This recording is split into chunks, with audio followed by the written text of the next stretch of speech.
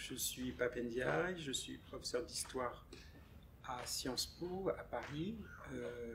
Je suis professeur d'histoire des États-Unis, c'est ma formation principale.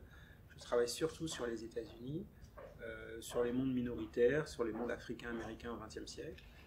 Mais dans le cours de mon travail, j'ai été amené à m'intéresser à d'autres mondes, et en particulier à ceux qu'on appelle parfois les Afro-Européens, en tout cas les populations afrodescendantes vivant en Europe, et à leur situation contemporaine.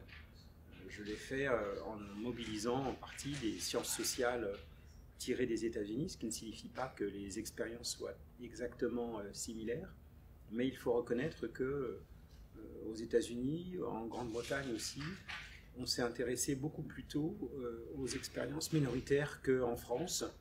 En France, on a été très en retard là-dessus, dans le monde de la recherche. Ne parlons pas aussi dans le monde du monde politique. C'est un retard qui se comble lentement parce qu'il y a une demande sociale, parce qu'il y a des torts et des méfaits qui nécessitent d'être exprimés dans l'espace public. Mais il y a du travail à faire, c'est certain, dans ce pays.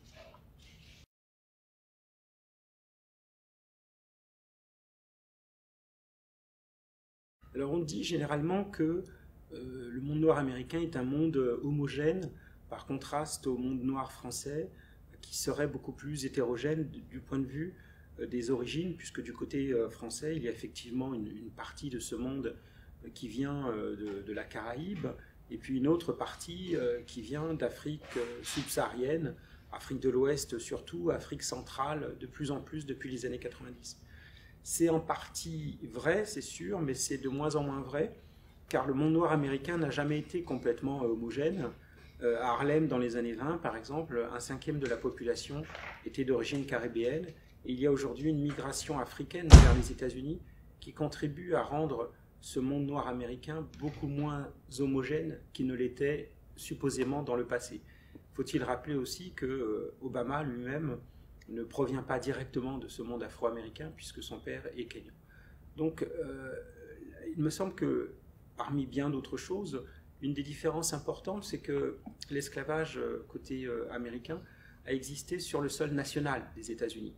Tandis que dans le cas de la France, comme dans le cas de la Grande-Bretagne d'ailleurs, l'esclavage et la colonisation ont été opérés en dehors de l'espace national, dans des espaces ultramarins, lointains par définition. Et à Bordeaux, évidemment, vous savez ce dont je parle, avec le fameux commerce triangulaire. Et donc les Français ont pensé la France comme étant en quelque sorte préservée, en quelque sorte, de la colonisation et de l'esclavage, puisque ça se passait sur des terres lointaines. Vous remarquerez au reste qu'il y a un certain nombre de Françaises et de Français qui pensent que l'esclavage ne concerne que les États-Unis, que ça ne concernait pas la France. Aux États-Unis, la fin de l'esclavage en 1865 a eu pour conséquence que les anciens esclaves ont vécu et se sont retrouvés affranchis sur la terre nationale. Tandis que l'abolition de l'esclavage en France en 1848 a eu pour effet que les affranchis sont restés pour l'essentiel dans le monde caribéen, et donc la France est restée entre guillemets blanche. La colorisation de la société française s'est opérée beaucoup plus tard, dans les années 60.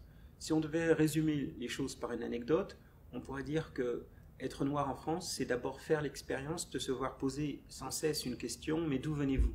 comme si c'était être forcément d'ailleurs. Tandis que quand on est noir aux États-Unis, on ne vous pose jamais la question « d'où venez-vous ?» parce qu'on est perçu comme étant de là, étant des États-Unis. Ce qui ne veut pas dire qu'il n'y a pas de discrimination et de racisme aux États-Unis, mais il n'y a pas de rapport d'étrangeté à l'égard de la couleur de peau comme il peut exister ici. Et puis, sur les situations sociales, il y a également des différences importantes.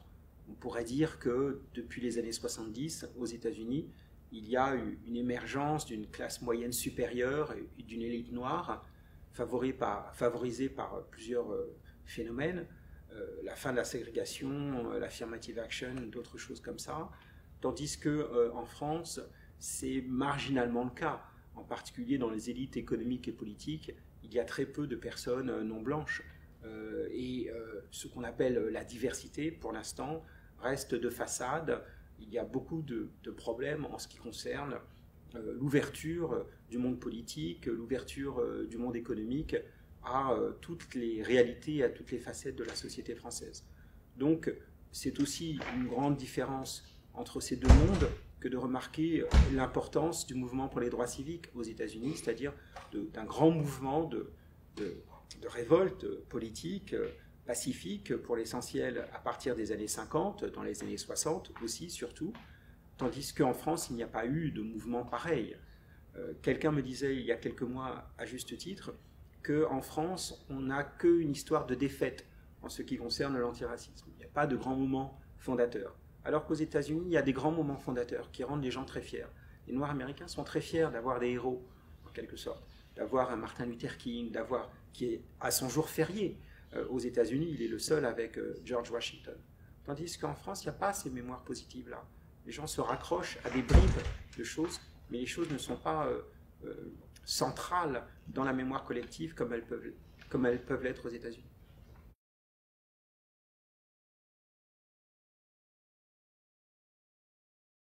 En vérité, si en France c'est encore un événement discret, je salue au passage évidemment la création de ce Black History Month à Bordeaux, c'est une excellente chose.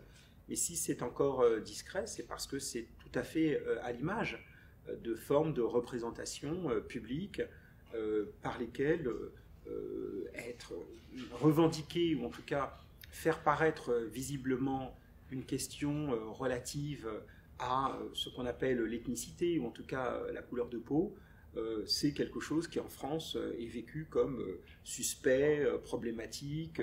On vous renverra tout de suite à un vocabulaire qui va être celui du communautarisme, vous voyez, de ce genre de choses. Il y a donc une pression très forte qu'on pourrait qualifier de nationale, une pression aussi à gauche qui tient à ce que les questions de classe ont priorité sur tout le reste. Le républicanisme français, on est tous citoyens, dans ce pays la couleur de peau ne compte pas, c'est aux États-Unis que ce genre de choses existe, d'ailleurs eux ils ont connu l'esclavage, nous pas, voilà. C'est ce genre de choses que l'on peut entendre en France qui tend à délégitimer celles et ceux qui essaient de faire paraître visiblement dans l'espace public des questions qui sont des questions problématiques en France. Donc si ce genre d'événement tarde à poindre en France, c'est précisément en raison d'un espace public qui n'est pas accueillant à ce genre d'initiative.